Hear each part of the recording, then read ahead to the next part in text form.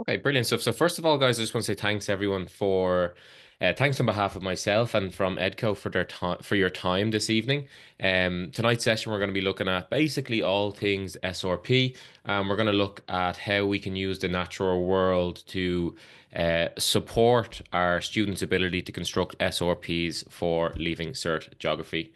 So yeah, I suppose one of the biggest focus or one of the biggest takeaways for me, for you guys, was that you'll walk away from tonight's session with additional resources that can be used in conjunction with the book to help support your students' ability to construct SRPs for Leaving Cert Geography. So for attending tonight, anything that you see here tonight will be sent over to you via a Google Drive link. It'll be sent over in about 24 hours after the webinar. And yeah, all resources will be sent over to you guys just in case anyone has any questions there. So I'll quickly introduce myself. So my name's Lee O'Donnell. I'm a geography, history, and politics and society teacher. I teach in a DEIS school in Bray, County Wicklow. It's called Woodbrook College, if anyone's familiar. So yeah, I have a Leaving Cert revision podcast. It's called Skin in the Game. You'll see it on the screen there. Leaving Cert Geography, Leaving Cert History. Cover different topics from the course, link it to an exam style situation. Each episode ranges from 5 to 7 minutes, trying to keep it kind of short and sweet. Additionally, I also work in the UCD School of Education. So I'm primarily the geography methodology lecturer there, but also work inside the history department. I'm a PME supervisor, so I get to go out and supervise and visit PME students in different schools across mostly Dublin and Wicklow. And it's an aspect of my work that I'm extremely grateful for. And I love the opportunity to get out into different schools, see different school cultures, see what's going on in different classrooms. So really kind of an eye-opening element of my work and something, as I said, I'm extremely grateful for. And I also work as a dissertation supervisor in the School of Education there. So like my kind of, I suppose, area, I don't like to call it area of expertise because I'm definitely not an expert, but I'd focus on retrieval practice, evidence-informed teaching practices, some kind of digital technology elements to that kind of research then as well.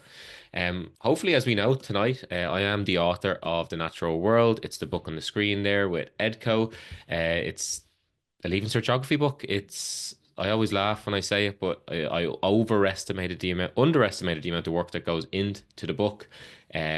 Huge amount of work, time, effort, thinking went into it, and hopefully you're going to see some of that here tonight. We're going to learn about how we can use that book as a tool to supplement our methodologies in the classroom, because that's what we do as teachers. Book is a resource. How do we supplement it to use it in the classroom? And I also work for an exam revision company. I'm a Leaving Cert content creator for exam revision there as well. So, The Natural World, if you haven't seen a copy of it yet, I'd appreciate if you get in touch with your local Edco rep. They'll get a copy out to you. Next September will be the third year that it's in schools. So yeah, I'd appreciate if you haven't given it a look to get in touch with your local Edco rep and they'll send it out to you. So the structure of each chapter in the book, I tried to kind of mirror the structure of each chapter into, I suppose, what I would define as a learning sequence, so that we can use the book and aspects and features of the book to supplement different aspects of our teaching. So at the start of every single chapter, there's links to prior learning in the form of retrieval practice. So we have our knowledge retrieval activity at the start of every chapter to try connect chapters, topics, and try to kind of bring everything together. Because obviously the Leaving Cert Geography course is so encompassing, and that can obviously creating those connections and giving students opportunity for retrieval practice is so important. The text in the book itself is created to support teacher explanations and how teachers might model abstract concepts to the students.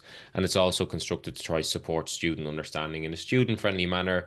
You'll see that the text in the book is broken up a lot. There isn't, or I try to limit the large amounts of paragraph in the book just to support student understanding, support teacher modeling of the concepts that we're trying to teach our students. The biggest aspect of the book for me was how many opportunities for questioning can we include in the book. So at the end of every single topic, there is our basic developed an advanced questioning. Usually there's about 9 questions after every topic that we can ask our students to consolidate the information that we're trying to teach them in that topic. There's also multiple opportunities for student guided practice in the books. We have our Write Like a Geographer sections. We have our Think Like an Examiner sections that we're going to cover a lot today. We've opportunities for student independent practice in the form of our check for understanding questioning, our exam style questions at the end of every single topic, and then obviously our sample answers then as well. And right at the end of every chapter, then we have a summative progress check linked to the Leaving Cert exam. Try to take out the kind of most common questions around each topic, giving students to giving students an opportunity to attempt tying in the micro information that they're covering in the chapter to the big picture at the end, the obviously exam. So just to kind of go through a couple of different features, start of the chapter, we have this page, provides the link to the syllabus. It has our learning intentions that are created with a wide variety of command words that link to key concepts of the syllabus. That's really important, or something that I suppose I was very mindful of when creating the book, is having our learning intentions that connect to the book. They're clearly visible for our students. They connect to the units of learning, and they connect to the schemes of work then as well. So all elements of our planning is actually included in the digital package for the natural world. Quite often the digital package kind of gets glossed over, but if you go on, I'm going to show you where everything is on Edco's online learning platform. The whole plan for Leaving Cert Geography is completed there. Schemes of work, units of learning for every single topic on the course. So just to be mindful of that, where how we create connections to our plans. Start of every chapter, then we have our list of keywords, try to narrow the focus for our studies.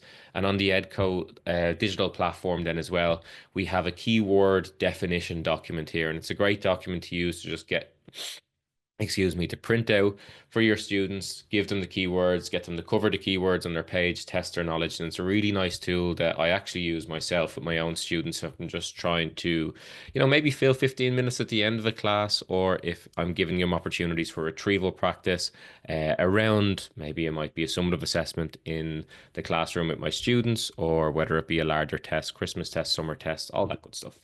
So start of the chapter, we have our knowledge retrieval. It contains a retrieval practice activity, gives students an opportunity to consolidate their prior knowledge, creates connections to topics that they've studied previously. As I said, that's one of my areas that I focus on in research in UCD. It's something I'm extremely passionate about. And not only do I focus on the research element of that, it's probably about 6 years ago I started implementing it in my own practice. I like to think that I do it okay now, and I understand what retrieval practice is and what it isn't. And it's embedded in the book as it's considered best practice in education. It's one of those high leverage teaching practices that has big bang for its buck in terms of its efficacy. So it's embedded in every single chapter, and that's where you'll see that. And it's embedded in every single PowerPoint available on the PowerPoints available on the Edco digital platform.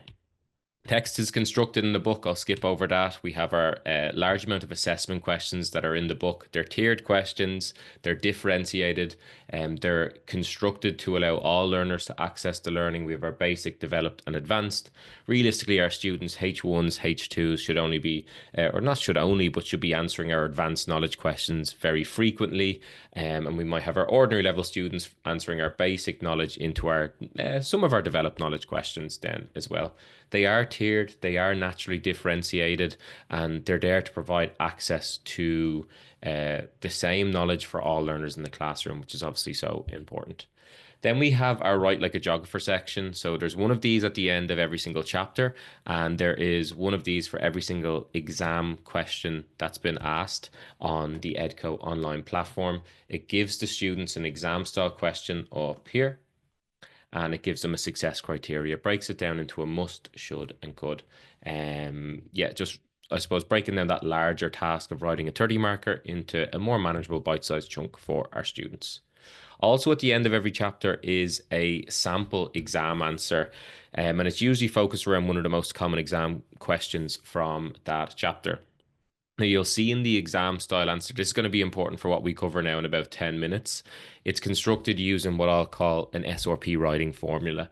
And that formula is explained in the preface of the book, what a statement, a development, and a something else is. We're going to cover it today anyway, but I just want to show you because I'm going to give you methodologies and activities to use with this feature in the book today. And it's going to reduce the amount of work and thinking that we have, work, thinking, and planning that we have to do as teachers to support the implementation of that with our students. So the sample answer in the book, it's there to provide students with this clear understanding of what's expected of them. I like the phrase, show them the goalposts, show them what excellence looks like, then we need to give them the steps to achieve excellence. And that's what we're going to try and do here. And these are going to reduce our planning as teachers, hopefully quite significantly. So if you log on to the Edco learning platform and just click on the natural world, you'll see this kind of element here. And I'm happily to be honest myself as well. I would very often overlook the kind of digital elements of a book that's available to me as a teacher. But after putting it all together, and there's definitely some bias there, I suppose. But the amount of work that's actually gone into this section and the amount of planning and resources that are available here, it will reduce the amount of work that you have to do as a teacher. Hopefully, that was the digital element, kind of the package here was huge for me because I am a teacher. I teach 22 hours in my school. That's my primary job. I love teaching. I'll never actually stop teaching. But yeah, so I'm a teacher. It's from the shoes and perspective of a teacher, and I just thought what would actually help me. And that's everything that's available here. So the sample answer section is what you'll see here. I just wanted to show you where you'll find these. And in the sample answer section, you'll see sample answers for every single topic. And then they have this think like an examiner section as well. So for most of the sample answers, you'll see that they're 30 out of 30. But for probably about 10 of them across all books, maybe from our core book and our electives. We have some that don't achieve full marks here. So you see this one that achieves 18 out of 30, and it explains what went well. It explains even better if all feedback is given using that kind of structure. And then it asks students, gives them an extension activity. Okay, now improve on this answer, get to 30 out of 30. This is something that I do with my students all the time. And some of the sample answers that you'll see in the book here was, I'll say, influenced by some of the answers that my students have submitted over the years. So they are influenced by student answers, trying to pick out the biggest misconceptions from students when they're constructing an answer around a specific topic, and then actually giving that as this kind of structured element of the book that you can show to your students. Okay, this is what 30 out of 30 looks like. This is what 18 out of 30 looks like. And that gives you leverage to have a great and impactful conversation around, okay, how do we move from 18 out of 30 to 30 out of 30? So I just wanted to highlight that feature as well, because that's actually something that I use a lot in my own practice. Okay, elements of the book, and I spent a little bit too long or more than I wanted to explaining those. But all of those elements that I went through there are going to influence, I suppose, the different activities that we're going to use to support our students' geographic writing now, which we're going to cover. So we're going to answer that question. Do we need a writing revolution in our geography classrooms? A lot of what we're going to cover today and a lot of my viewpoint on teaching students to write in a geographic writing style comes from a book called The Writing Revolution. And we're going to answer that question. Do we need one in our classroom? So then I'll define what is good geographic writing. We'll talk about how we tackle the dreaded SRP. We're going to cover multiple practical strategies. I'm going to be very cheesy. I'm going to say we're going to cover, or we're going to have a list of strategies or methodologies that I'll call my toolbox. And there's different tools in the toolbox for different stages of a student's progression in their ability to write for Leaving Cert Geography. And we dip in and we dip out of that toolbox to support the context of each student and each individual class. And unfortunately, each student and each class group that I teach every single year needs different tools at different stages. And you'll see all that when we get to the end, the end point. And then at the end, we'll have a question around or we'll have a discussion around self and peer assessing and redrafting for Leaving Cert Geography to reduce the amount of work that we have to do as teachers, because the marking workload can be huge, as we all know. And any opportunity that we can get to reduce that marking workload is going to be so important. And it's also going to be beneficial for our students. So we want to create, an independent student, an independent working student is realistically the goal.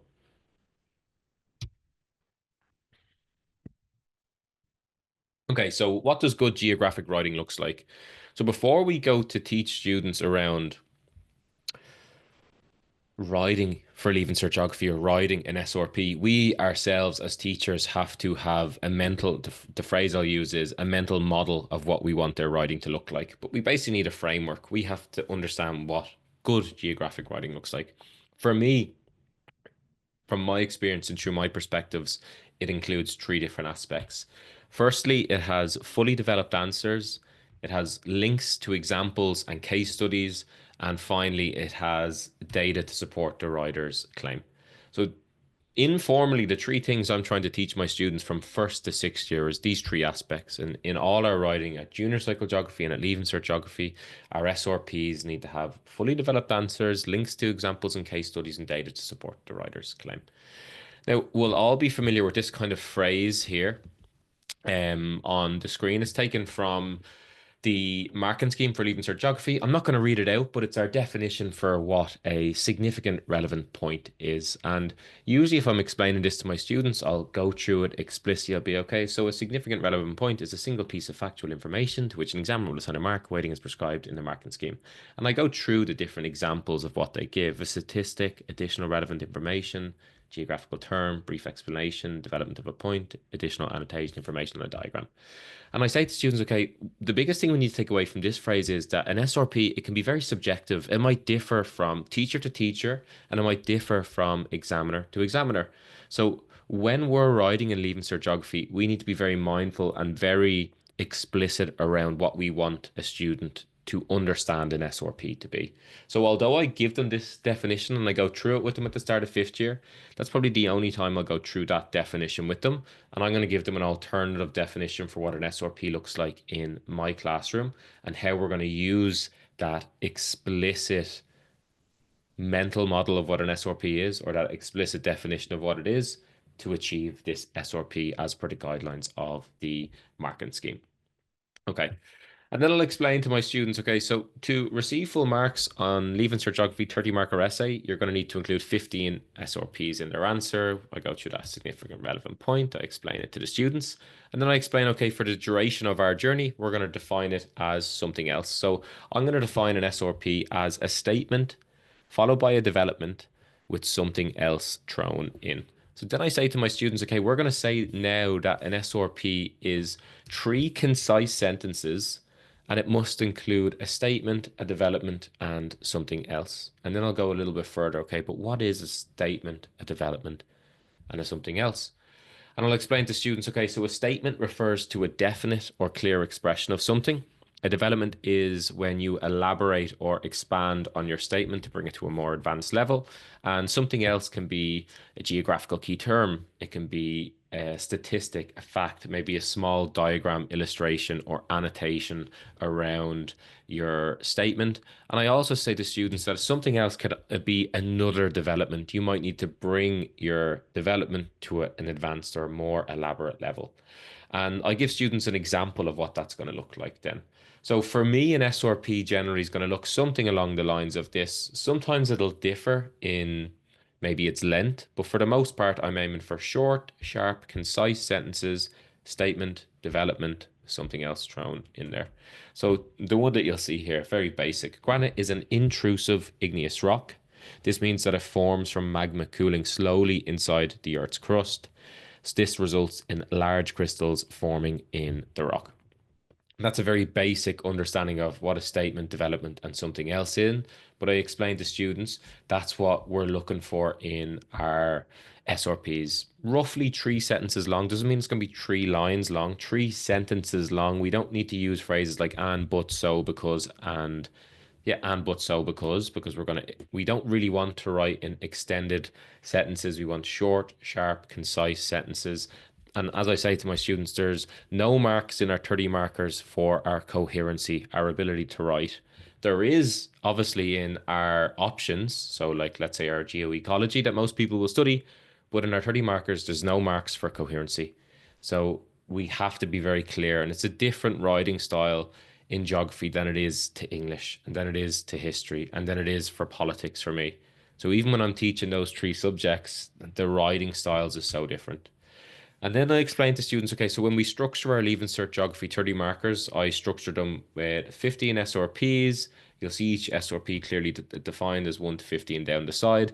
And I also will include in each SRP where you'll see the statement, the development, and the something else. Statement represented by S, development represented by D, something else represented by SE.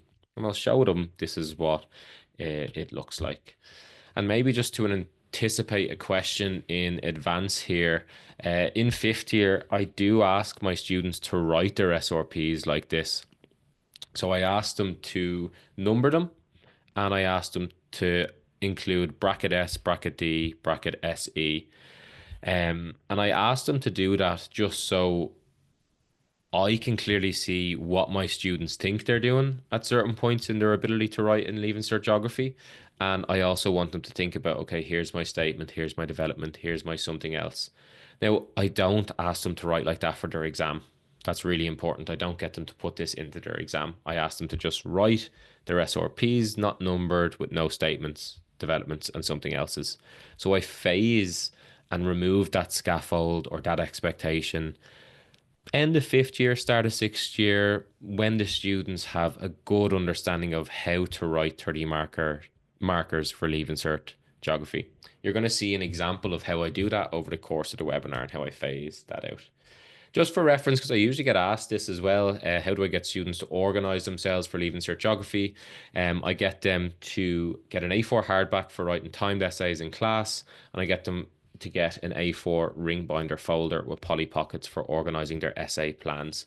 Because a lot of the work that we're going to do now from this point on is how do we get our students to create essay plans and how to study essay plans using the sample answers that are available on the natural world or Edco's learning platform under the natural world. Okay, so when asked to write at length in 30 markers in Leaving Cert Geography, from my experience, students will often struggle with organization, SRP structure, clarity, and coherence in what they're actually trying to write or how they're structuring their sentences. And like from my own experience as a teacher, and when I look back at my own practice, simply handing out longer and more challenging writing assignments is not going to magically give students the skills that they need to compose answers. And I say I reflect on my practice there because I remember my first year with a Leaving Cert Geography class, and I thought to myself, I'm going to be on this from day one. And I said to the group, literally my first class with them, I was introducing myself basically, and I was like, okay, every single week we're going to write a timed 30 marker and we're going to write it in 12 and a half minutes in class. And at the end of the 2 years, we're going to be experts at writing this. And although I had good intentions with it and I was kind of like, oh yeah, I'm going to hammer home that we need to write this in 12 and a half minutes. What I was really doing was just wearing my students down. I was ruining their confidence around their ability to write. Right now, or like even now, I don't ask my students to write the 30 markers in 12 and a half minutes because it's so difficult, so stuck for time. I give them 15 minutes. But what I'm trying to get at here is handing out longer and more challenging tasks isn't going to improve their ability to write. We need to build it up over time. So when I introduce students to a 30 marker in fifth year now, I'll give them like, depending on the class group, I'll give them like 20 to 25 minutes to write it in a time pressurized environment in the classroom. Like I'll give them double the time if they need, because I don't want them to be worried about the time. I want them to think about, first of all, the content. Then I want them to think about the structure of their SRPs. And the last thing I want them worried about at the start of fifth year is the time. And we'll build up or build down to writing at 15 minutes over the course of the 2 years. But like still now, if my 6 years, they won't be writing SRPs consistently in 15 minutes. They're still getting their time down. They might be like 17 and a half minutes now. So just be mindful of that. Something that I thought I was going to be a stickler about at the start. And I was probably just actually harming my students' confidence around their ability to write. So in order to for students to develop their ability to compose longer pieces of writing, they're going to need this a structured sequence method for guiding their answer. And this is where our SRP essay plan comes into play. And it looks something like this. This template is sent over to you guys, and you'll see it now on the next screen. The template just provides students with opportunities to plan their statements, their developments, and there's something else is here. The trigger words is what I'm going to call it for their essays. So I'm going to go through that now in 2 seconds, and an SRP title for every SRP that they're going to study. Additionally, sent over to you guys is multiple examples of these essay plans filled out. Now, the essay plans filled out are just taken from the essay plans that I used over the course of the years teaching, and the ones that are available on Edco Learning platform with the natural world. So you'll see that exact same essay structure, statement development, something else, SRP1, like we've just been talking about. And there's one up there for most exam questions for on the Leaving Cert Geography course. And like I just have them all in the one document for me. You'll see it here. I've sent over 10 of these essay plans as well, but they are available on Edco Learning, or all of them, or most of them are available on Edco Learning as well, as I've just said. So, and to zoom in, what students will be doing is this. Their goal is, when they're studying their essay revision plans, is to condense the information down. So they have to read their statement, or their statement sentence here in SRP1. Okay, so occur at the boundary of two separating plates, and they need to create a word that's going to help them trigger remembering that statement. So it might be separating plates. Then they have to go to the development and do the same, pulled apart by forces in the mantle. So I might say mantle as my second word. Main forces are slab, pull, ridge, push. So I usually write SP or P for my trigger word there. Then they have to summarize that SRP into one title. The title is usually going to be a one, two, or three word phrase. So for me, it might be uh, forces in the mantle might be our SRP title here. Because realistically, we want our students to have 15 kind of SRP titles, is what I call them, rather than just keywords for an SRP. And that title should be able to trigger, okay, what's my three trigger words? And from those trigger words, they should be able to write their statements, developments, and something else.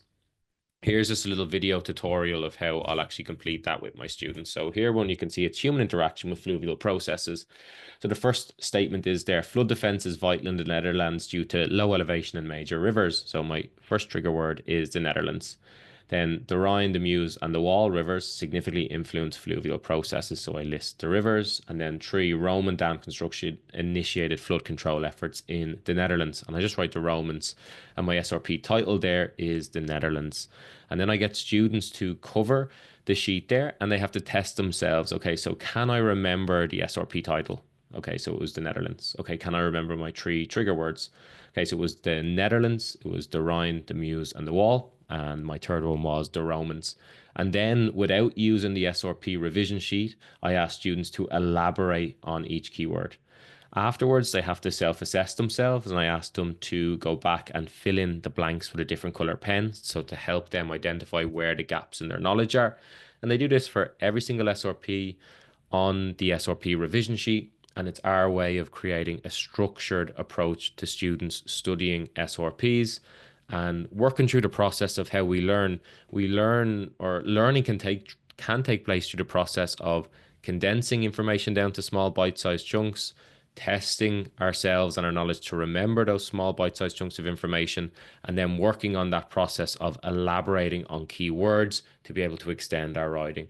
So that process is constructed or created to allow students to build the skills that they're going to need for SRP writing at Leaving Cert History. And it moves students away from this idea of, how am I going to remember that essay off by heart? Because I don't believe in students learning essays off by heart. I believe in students, okay, having not even an essay title, not being, stuck to an essay title specifically word for word, having an essay topic. Like our essay topic here is human interaction with fluvial processes. And whatever way that's structured in an exam style question, I want to build students that are resilient and able to adapt to whatever way the SEC wants to structure that question. And from that exam topic or essay topic, students have SRP titles that are going to help them remember different aspects of that essay. And hopefully on the day then, students have 15 words that they're able to elaborate on and build on throughout the year. And just to kind of preempt the question, I always kind of get a question here around how I set up, I suppose, I call it like the agreed workload schedule with my students. I don't know why I call it that, but I've done it like, been signing up for like 5 years, so it's just embedded in me. And I have an email that I send out to parents at the start of every single year. And it's just in that email. Like I just obviously have an email template that I send out to parents that makes them aware of this is how your son or daughter should be engaging in studying over the course of fifth and sixth year. So to give you an example of what it might look like for my sixth year. So on Monday, 30-mark question is assigned to them, and they'll be given a 30-marker plan for an essay that they're going to write later on in the week in class in a time pressurized environment, and that plan must be completed and uploaded to an assignment on Teams. Let's just say on Wednesday's class, then they're going to write their timed 30-mark essay in class. It'll be timed. So if they're in sixth year, let's say around this time, they might have 17, 16 minutes to write it. Depending on the year group, some year groups get faster, quicker than others at writing. Some groups, it takes them right until the end to get that timing 100% right. And it's usually completed in the second class of a double. After that, then I'll assign 10 carousel quiz questions. It's just an online quizzing platform that I use to give homework to my students. And then on Friday, they get a revision booklet that's given to them. It's due for the following Friday, and they'll get 10 carousel quiz questions for homework then as well. Obviously, we're just focusing on our essay revision here. So students will be given a 30 marker plan on the Monday, and they have to show evidence of them studying that plan and upload it to an assignment on Teams. And I say to my students, there's two things that you need to upload to the assignment. The completed SRP plan worksheet, where they've clearly shown me that they've taken the time to plan the essay, statements, developments, something else, trigger words, keywords. And they also have to show me a page that proves that you tested yourself on the SRPs. So I'm just thinking, how can I hold my students accountable to actually testing themselves? And the submitted piece of work usually looks something like this. They have the SRP plan completed and written down, and then they have evidence of their study uploaded to the assignment on Teams as well. Okay.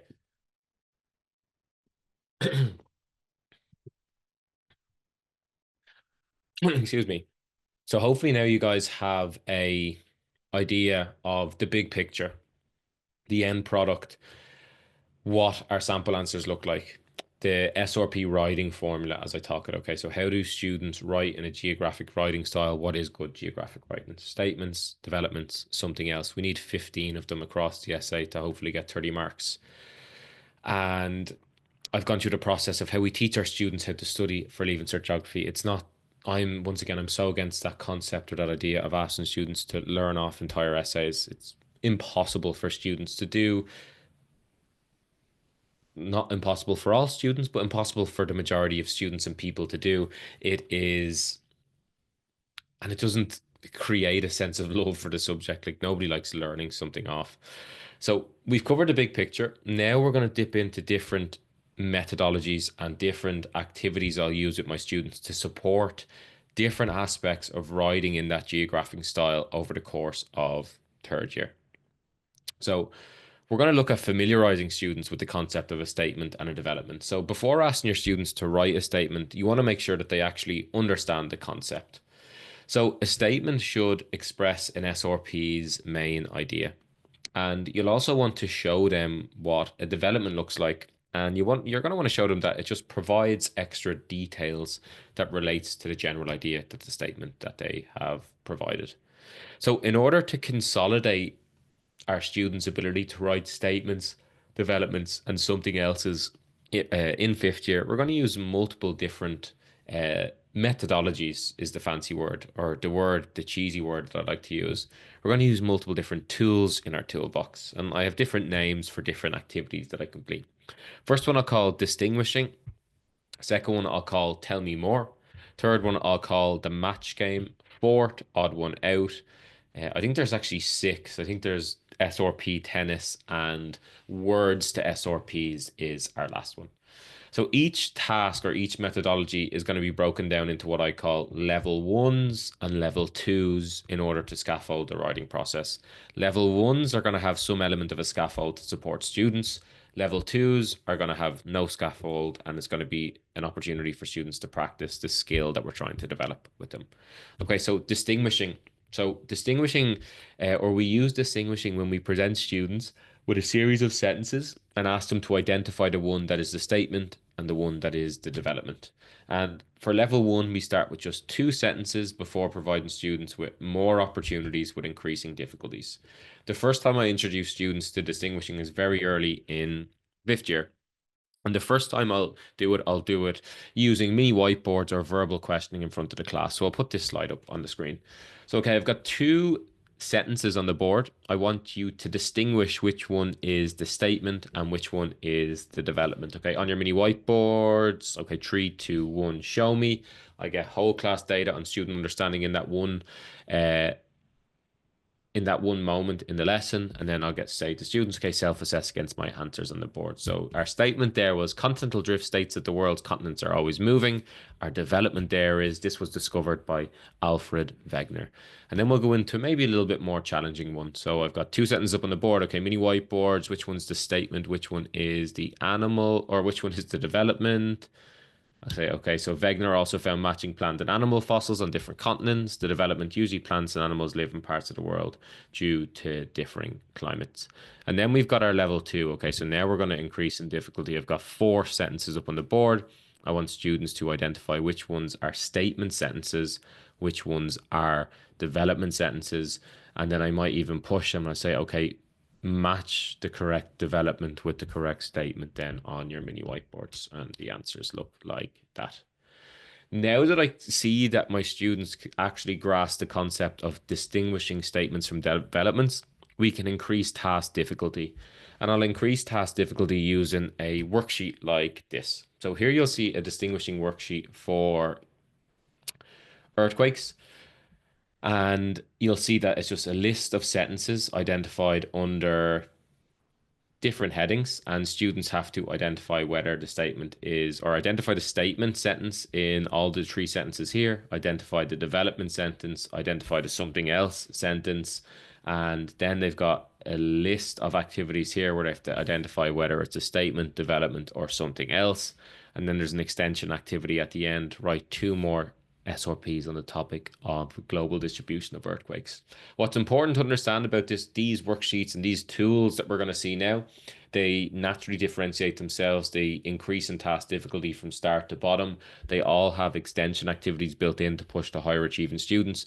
Most importantly, the activities are, or the worksheets are created to have multiple opportunities to practice the skill that students are trying to develop here. The skill we're trying to develop in students here is the ability to understand different aspects of what good geographic writing looks like before we ask them to apply that in the context of their own writing. So you'll see I think I send over multiple examples of this worksheet because I don't always use it with earthquakes. My class, when I'm teaching earthquakes, they might get it. They might not need this specific tool in the toolkit at that aspect of their kind of learning journey over the course of the 2 years. So I can not always use that with earthquakes. And it's very easy for me to sub and change and pick out this tool or this activity for my students when they need it at different aspects across the 2 years, because I've also got this template document and that'll be sent over to you guys. You just insert the topic title, go on to the sample answers on the Edco learning platform. You've got all your statements, developments, and something else is in there. Copy and paste them and create your own worksheet to suit the context of the students that you're teaching or to suit the context of the topic that you're teaching to your students. Next activity, it's called Tell Me More. So you provide students with a clearly developed statement. Students must generate the development to follow. And I'll often use this with verbal feedback in the classroom as well. If I'm asking students to, if I'm cold calling students to answer questions through verbal questioning, or if I'm asking them to answer questions on our mini whiteboards, it's very often I'll turn to my students, okay, tell me more about that answer. So it's built into our shared language with our students, which is important as well. And we can scaffold this activity, have a level 1 by using or by building keywords relating to the statement as a class group. So level 1 of this activity looks like this. Okay, so I've got my statement on the board here. Semi-molten rock moves away sideways as it moves or rubs off the Earth's lithosphere. Okay, on your mini whiteboards now, I want you to write the development for that statement. Your development must include the words friction, plates, mantle, plate movement. Okay, go. So on the mini whiteboards, I write the development. Okay, 3, 2, 1, show me. Everyone shows me at the same time. Okay, my development looks like this. Okay, self-assess your development. I have whole class data on student understanding. I can progress to the next level if we hit the threshold of success. Then we get to level 2, and level 2 is fairly easy to understand. I give them the statement. They have to write the development with no keywords to support their construction of the development. And the worksheet to support this looks like this. Very low prep for us as teachers. We copy and paste the statements from the Edco Learning, the sample answers in the Edco Learning platform for the natural world. And then we just ask students to construct our development. So here's one for predicting earthquakes. You can see I break it down into level 1 and level 2 because we want to build student self-efficacy, student confidence around their ability to complete the task. We want students to get that sense and feeling of success in the activity, build confidence, and then you're going to see students start to flourish in terms of their ability to write. So very low workload for us as teachers to plan this. We literally copy statements from the sample answers with the natural world, and then we build it into this worksheet for our students to complete. Once again, you'll get examples from me of the topic, and you'll get this template for you to create your own ones to the context of your class then as well. Next up, we have the match game. So to further develop student understanding of statements and developments, teachers might give students a collection of developments and two different statements, and students will have to organize the developments into the correct statement. So here I'll do the first one on the mini whiteboards with my students again. So I've got two statements here. I've got a list of sentences underneath. Students on their mini whiteboards have to pick out the development that most suits the statements on the board. Then we'll self-assess on the mini whiteboard, same process that we've been going through the whole time. And then I suppose the physical worksheet or activity of this I call SRP tennis, and my students SRP Tetris. Sorry, there is an SRP tennis coming up. So basically, students have to organize statements, developments, and something else is into coherent essays or SRPs in an essay plan. So this worksheet looks like this. My students love this one because it's very low. It's low workload for them in terms of the amount of thinking that they have to do, and the chances of success are high in the activity, so students like it. And it's a nice way to once again scaffold the essay writing process for our students. Because as I said previously and shared that story with you, I was that teacher that thought I could just hammer essays into them. Doesn't work. We need to build, scaffold, differentiate, move 4 steps forward. Suddenly we're 8 steps back. Step forward, step forward, step forward. And it's a back and forth. We know this over the course of the 2 years, but how we can provide multiple opportunities of engagement and a variation in that engagement for our students is so important. So we have our SRP Tetris. We've got a list of just statements, developments, and something else's, and students have to organize them into coherent SRPs underneath on the sheet. Once again, very low workload for us. There's a template and multiple examples that are going to be sent over to you guys. And once again, you link to the sample answers from the natural world, and it makes that process of creating the activity very easy for us. Okay, next up we have what I call odd one out. So if students are struggling to distinguish between statements and developments, or if they tend to go off topic when they write SRPs, I'll complete this methodology. So I'll give students a list of sentences. They have to underline the statements. They have to cross out the sentences that have the weakest connection to the statement, and they have to leave one other sentence that is the development sentence. Or sometimes I say you have to underline the statement, cross out the weakest connections, place a box around the development, and you'll see that now. So students have to pick out the statement. Okay, so when an oceanic plate is sinking, there's a sudden release of pressure. Then they have to cross out the sentences with the least connection to this, and then finally box the development. This causes the process of uplifting to occur as a large amount of friction is caused by the subducting plate. And once again, the physical activity or worksheet of this looks like this. Very low workload for us. So here you can see one for factors affecting primary activity in the GDA. And my students love these type of worksheets around regional geography. Just because, you know, regional geography can be, I find, can be so repetitive with our students. We really are just hammering information in. So providing, once again, variations in variations in engagement for the students is so important. So here I've just broken it down into different SRP titles like GDA's climate, growing season, annual precipitation, and students have to underline the correct statement, cross out the weakest sentences, box the development. Template for you to create your own, once again, on that is there, and it's very, very low workload for us, once again, once we have our sample answers from the natural world.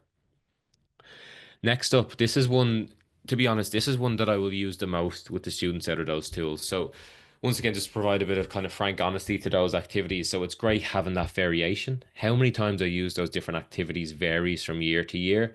But let's talk in general terms here. If I was to take a group from fifth year to sixth year, they might see each activity twice. So they might see SRP Tetris twice. They might see Odd One Out twice.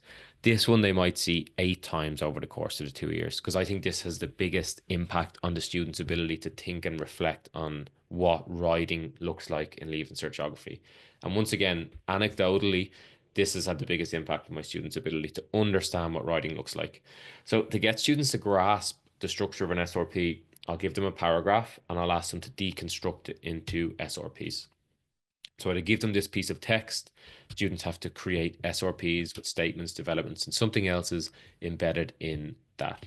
The reverse engineering process looks like this. So they'll get this piece of information here or this piece of text, and I get them to construct statements, developments, something else clearly aligned into their SRPs. Getting students to think about how we construct their SRPs is so important. So maybe 6 to 8 times over the course of 2 years, students complete that.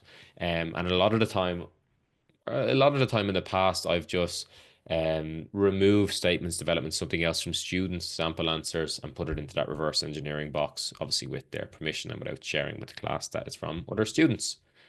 Next activity, I call it I'm drawing a blank.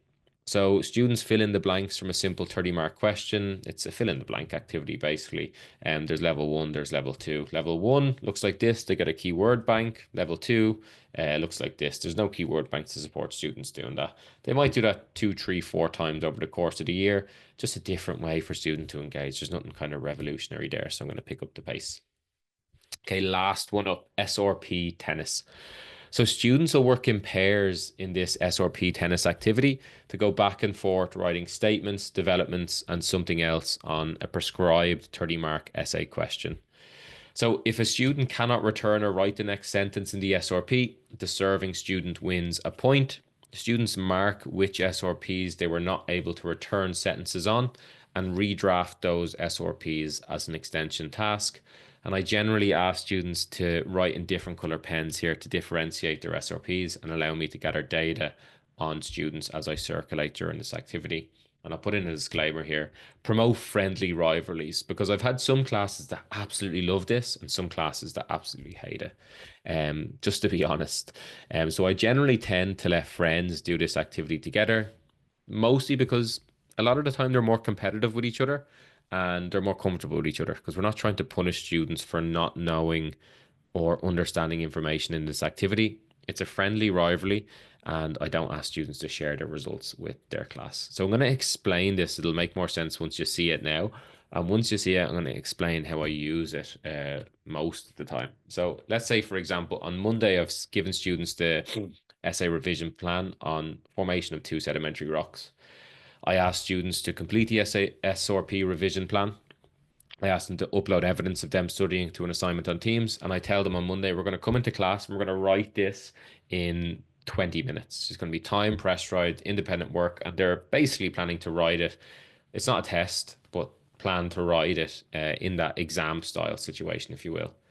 And I asked students to do that maybe once every 2 weeks in fifth year and every week in sixth year. We'll write a 30 marker in one class of our in one part of our class every single week. So to break up the, I suppose, the routine of that and the structure of that, every now and again, I'll surprise students when they come in on a Wednesday and I'll say, you're not writing this one by yourself. We're going to use SRP tennis to write this one. So they get to work together and they love it. And they really do enjoy it when it removes that kind of high stakes aspect of writing it in time, pressurized exam style situation to them constructing SRPs together. So basically, you'll see two color pens here, and it's how students work through the SRP tennis. So they all had to study formation of two sedimentary rocks. Student serves to start. Okay, so he serves the statement. So sedimentary rocks are defined according to their parent material.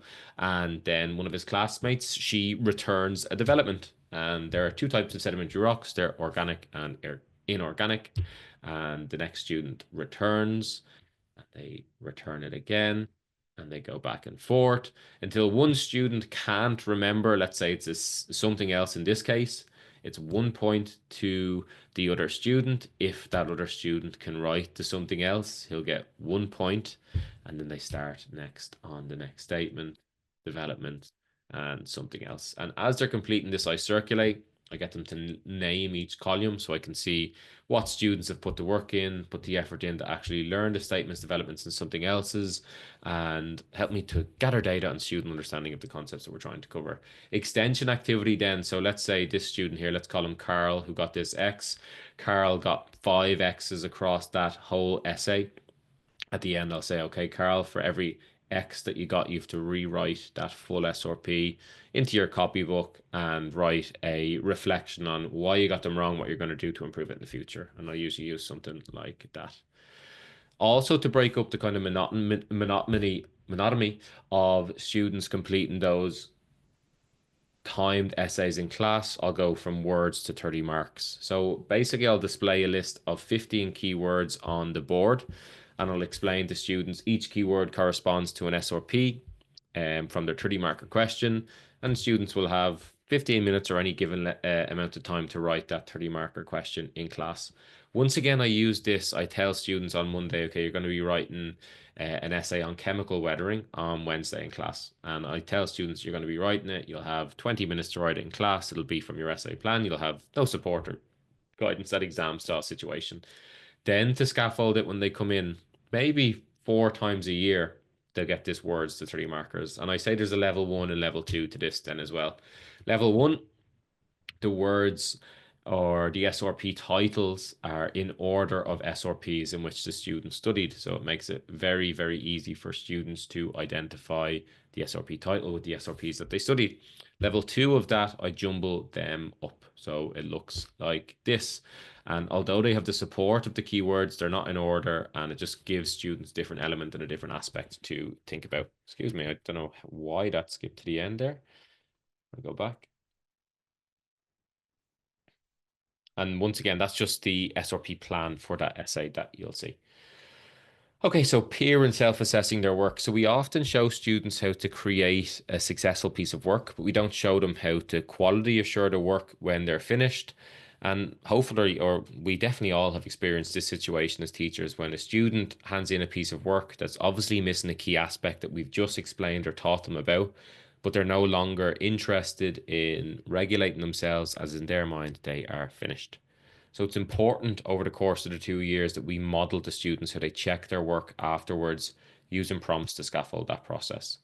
So this is the process of self-assessing essays and self-assessing answers that I try to embed from first year all the way to sixth year. And I emphasize that word try because I do just try. I give students the opportunity to self-assess. Does it always land? No. Do some students benefit from it? Yes. But trying to model and give that students that process over the course of the 6 years that we're teaching them is so important. So let's say students complete a piece of work. They're going to use prompt questions that are on the wall of my classroom to review their own work. Then, after they use the prompt questions, I'm going to give them time to have a conversation with their partner. They should discuss the prompt questions in relation to each other's work. They should identify any changes that they think they should make to each other. And I say to students, constructive comments only. You're not criticizing the piece of work, you're giving them one thing to improve on. Then I give students the opportunity to make the necessary changes. And then at the end of the piece of work, I ask students to write a short reflection to emphasize those changes. And I usually give them that sentence starter. I identified X errors in my first draft, so I made improvements by. So I'll do this once again, maybe 8 to 10 times across. We just haven't got the time to do it every single time. Ideally, I do this every single time that my students complete a 30 marker in class under exam style conditions, if you will, timed. But we don't have time to do that. So I might do it 8 to 12 times across fifth and sixth year. So let's say I give students that carbonation essay to write in class and I give them 17 minutes. So I get them to work silently, independently in exam style conditions for 17 minutes. At the end of that 17 minutes, then I'm going to say, okay, for 3 minutes now, can you use the prompt questions at the front of the room to reflect on your own piece of work? Go through the prompt questions and see what question you can answer that applies to your piece of work. Okay, 3 minutes thinking about that. Okay, now 3 minutes, turn and talk to your, or I might say 5 minutes, turn and talk to your partner. Okay, go identify any errors and changes that you can make together. and make the changes. So 5 minutes to go and help each other and make the changes. Okay, now for 2 minutes at the end of that, can you write a reflection in a different color pen at the end of your essay? You in that reflection, you should say, I identified X errors, I made changes by, and I want to see students think about the errors that they have in their answers and how they go to address those.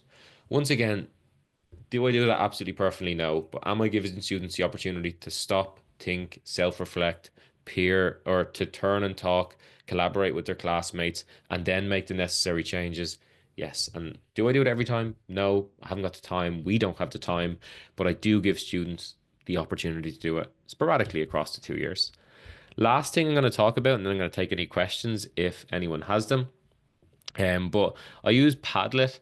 Now I know Padlet probably gets a bad rap and has been around the block a good while now, but this is a way that I kind of use it that is just so positive with my students and they love it every single year. So when I correct 30 mark questions that my students complete, I highlight each student's best written SRP. And at the start of fifth year, I introduce students to Padlet and I tell students that after every essay they complete, they must upload their best SRP to the Padlet under the 30 mark, the correct 30 mark heading. I used to think, I'm going to talk about this afterwards, but I used to think this way students are building this student-led resource and bank of SRPs that they can look at when they're studying different topics. Most important thing about this is you highlight at least one SRP on every student's essay. They don't have to be perfect. Every student needs to have one SRP that they can upload to this Padlet. At the end of the year, you'll get a Padlet that looks like this. It has all the different essay. I have to put in obviously the essay questions on the Padlet, and then I ask students to go up and upload their best SRP under the correct heading. So you can see types of fault, and students upload their best SRPs. They each had one for every single essay. Now, funnily enough, as I said, I when I first thought of this idea, I was like, "Oh, this is going to be great. It's going to be a student-led resource. It's going to be collaborative. Students are the center of their own learning." But after a couple of years of doing it, and at the end of sixth year, every year, I ask students, "Oh yeah, what do you think of the Padlet? Like, did you find that helpful? Like, did you ever go on and look at that and read other people's SRPs? And if you're a student, did you go back and look at what other people were writing?" And without fail, every student has said no to me. They never looked at anyone else's SRPs, and I was like, that kind of defeats the purpose of it. Then I was like, is there a point in doing it? But every single one of them has said to me, I love just like showing off what my work. So I love just uploading my work. I never looked at anyone else's, but it was just, I used to love going on and just uploading, my best bit of work.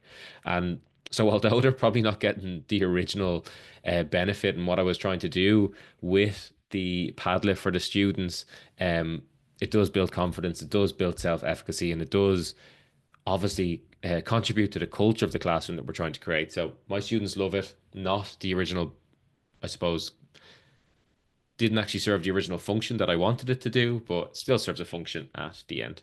Okay, last thing before I'll stop and answer questions in a Q&A, just to show you Google Drive link sent over to you.